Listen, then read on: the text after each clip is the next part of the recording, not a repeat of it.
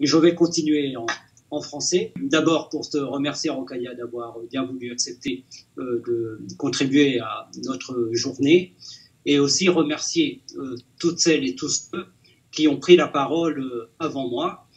Dimitrios Papadimoulis, au nom du président du Parlement européen, David Sassoli. Le Parlement européen parraine officiellement cette journée, c'est important.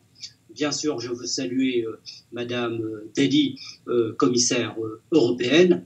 Et puis, combien nous sommes heureux de la participation de la haute commissaire Michelle Bachelet, ainsi que du représentant de la première ministre de Barbade. Et puis, vous avez vu la vidéo également de M. Charles Michel, qui préside actuellement le Conseil européen. Je dis cela parce que toutes ces personnalités qui sont présentes aujourd'hui pour notre événement, en fait, signifient combien cette journée est pour nous, en tant qu'institution européenne, une journée historique, parce que c'est la première fois, en réalité, que les institutions européennes célèbrent la journée du 2 décembre. Et nous l'avons obtenu lors d'un vote en plénière au Parlement européen, comme cela a été rappelé. Ce fut une des dispositions de la résolution du Parlement européen qui a été votée en juin dernier à la suite des manifestations antiracistes survenues après la mort violente de George Floyd.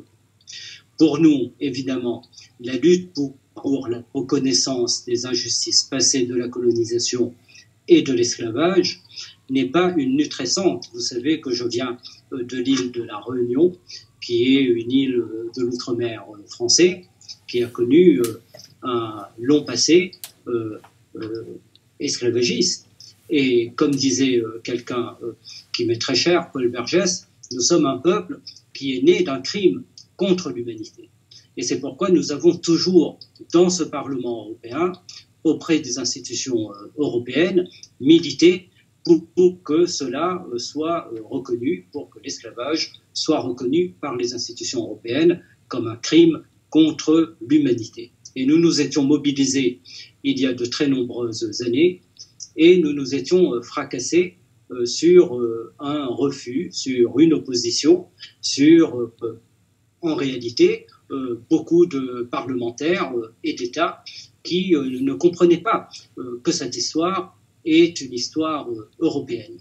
Et c'est aujourd'hui, en 2020, que cette reconnaissance a lieu. Ça montre donc le chemin qui a été parcouru dans le travail de conviction, mais aussi, je crois, dans la prise de conscience d'un certain nombre de questions qui sont rattachées à cette question de l'esclavage.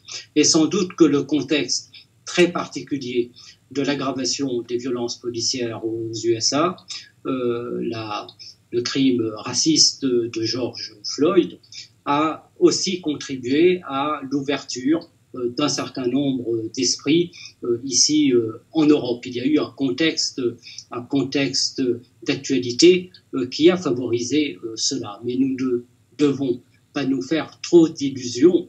Il y a encore à accomplir un travail extrêmement important pour déconstruire finalement un univers mental qui, en Europe, est toujours bien ancré et qui rejette très loin l'examen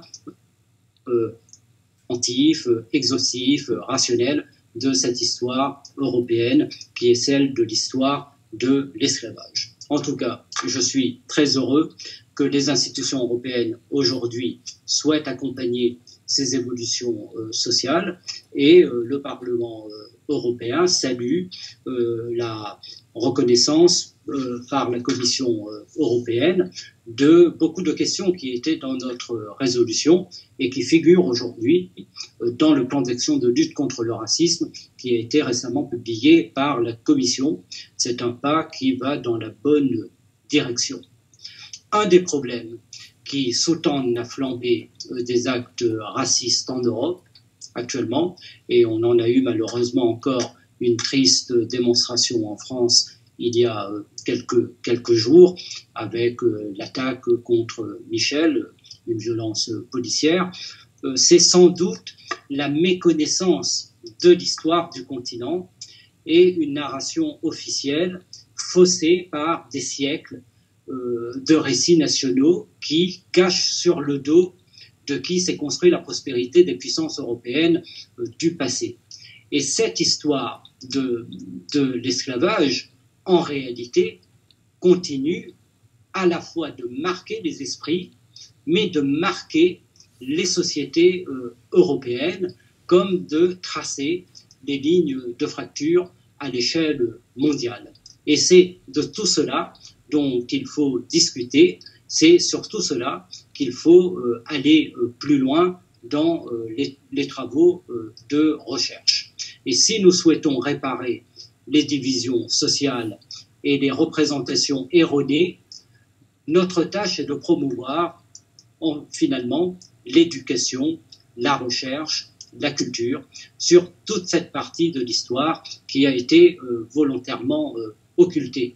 Et je le dis souvent, ce qui nous menace en réalité, c'est beaucoup moins ce qu'on appelle le choc des civilisations, c'est le choc des incultures, comme disait Jacques Chirac. Et c'est l'inculture sur cette partie de l'histoire qui souvent explique le déchaînement ensuite de violence. Ce sont des questions donc très sérieuses et il est fondamental de les aborder aujourd'hui publiquement pour que l'on puisse avancer en dépassant l'ignorance, la peur, la haine. Je ne peux malheureusement pas rester plus longtemps avec vous parce qu'on m'attend dans la salle de négociation, puisque nous avons fait un break le temps que je vienne vous rencontrer, mais simplement vous dire que c'est un moment symbolique pour nous, journée marquée ici au Parlement européen du 2 décembre. C'est vraiment un moment important qui, j'espère, par les discussions que vous aurez cet après-midi, vont permettre d'enclencher par la suite une série d'actions, une série de travaux. Et je remercie l'intergroupe Hardy, évidemment, pour tout le travail qui a été fait, à la fois pour l'organisation de cette journée, mais aussi dans les positions que nous ne cessons de formuler auprès des institutions européennes pour que nous progressions dans les objectifs que nous nous sommes fixés.